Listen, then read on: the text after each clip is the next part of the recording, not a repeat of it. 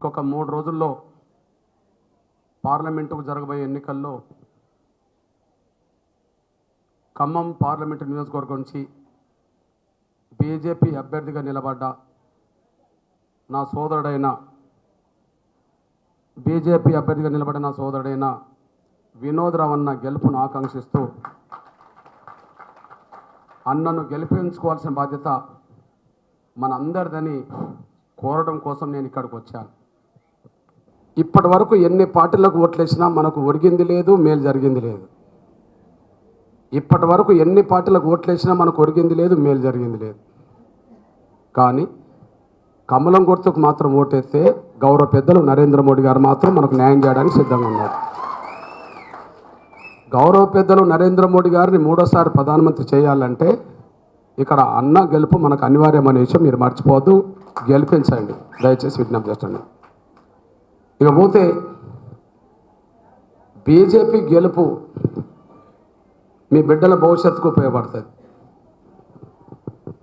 మన పిల్లలు చదువుకోవాలంటే, ఉద్యోగాలు సాధించాలంటే, ఆర్థికంగా రాజకీయంగా జాతి భవిష్యత్తు బాగుపడాలంటే ఖచ్చితంగా బీజేపీకే ఓటేయాల్సిన అవసరం మనకు ఉన్నదని మీ దృష్టికి తీసుకొస్తున్నాను.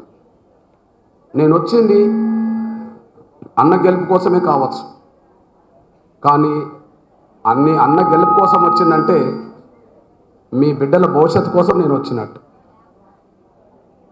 మనం ఉమ్మడి ఆంధ్రప్రదేశ్లో చంద్రబాబు నాయుడు గారిని నమ్ముకున్నాం, చంద్రబాబు నాయుడు గారికి సహకరించాం. మాదిగలకు ఏమన్నా మేలు జరిగింది అంటే కేవలం చంద్రబాబు నాయుడు హయాంలోనే మనకు మేలు జరిగింది. భవిష్యత్తులో మనకు మేలు జరగాలంటే నరేంద్ర మోడీ గారి హయాంలోనే మేలు జరుగుతుంది. ఈ 2 విషయాలు అర్థం చేసుకోండి. నేను చంద్రబాబు నాయుడు గురించి మాట్లాడుతున్నానంటే నేనేం టీడీపీ కాదు, ఇవాళ బీజేపీకి ఏమని ఓటెత్తున్నా అంటే నేనేం బీజేపీ కాదు. ఈ విషయాన్ని మీరు గమనించాలి. జరిగిన చరిత్ర అట్లా ఉన్నది. ఎస్సీ రిజర్వేషన్ల వర్గీకరణ కోసం 30 ఏళ్ళుగా పోరాటం చేస్తున్నాం. 94 మొదలుకొని ఇవాళ 2024లో 30 ఏళ్ళ పోరాటం. ఈ 30 ఏళ్ళ పోరాటంలో ముందు మన జాతిని గుర్తించింది చంద్రబాబు నాయుడు, మన జాతికి మేలు చేసింది చంద్రబాబు నాయుడు గారు. రేపు భవిష్యత్తులో న్యాయం చేయబోయేది నరేంద్ర మోడీ గారు. ఇంతే. ఈ కండువ మార్చుకున్న రోజు ఏ పట్ల చేరినా నాకు పదవులు వస్తాయి. కానీ పదవులే ముఖ్యమంటే వ్యక్తులు బాగుపడతారు, కానీ ఆశయం సాధిస్తే ఒక జాతి బాగుపడతారనే నమ్మకంతో ఈ పొడవు చేస్తున్నాను. మీ అన్నగా చెప్తున్నాను. అయితే చంద్రబాబు నాయుడు గారికి ఎందుకు రుణపడి ఉన్నాం అంటే ఆయన ఇచ్చిన మాట నిలబెట్టుకున్నాడు కాబట్టి ఆ రోజుల్లో 22,000 ప్రభుత్వ ఉద్యోగాలు మన బిడ్డలకు వచ్చినాయి. 22,000 ప్రభుత్వ ఉద్యోగాలు వచ్చినాయి. వేలాది మంది ఉన్నత విద్యా అవకాశాలు మన పిల్లలు పొందారు. ఆ విధంగా జాతికి ఇచ్చిన మాట నిలబెట్టుకున్నాడు. కొంత జాతి అభివృద్ధిలోకి వచ్చింది. కానీ తర్వాత కాంగ్రెస్ వచ్చినాక మళ్ళీ మన వర్గీకరణను రద్దు చేయించారు. రద్దయిన కాంచి మళ్ళీ పోరాటం. ఆ పోరాటంలో రాజశేఖర్ గారు కూడా నేను సాయం చేశాను. నాకు పార్టీలు ముఖ్యం కాదు, జాతి భవిష్యత్తు ముఖ్యం. ఆ కోణంలో మీ దృష్టి తీసుకొస్తున్నాను నేను. అంటే కావాల్సింది ఏంది? వర్గీకరణే కదా.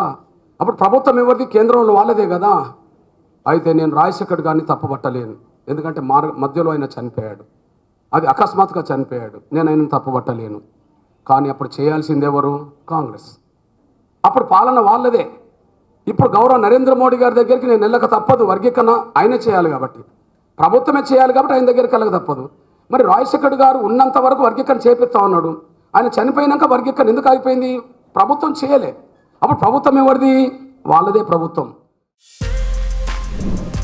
For more videos like this, subscribe Big TV channel.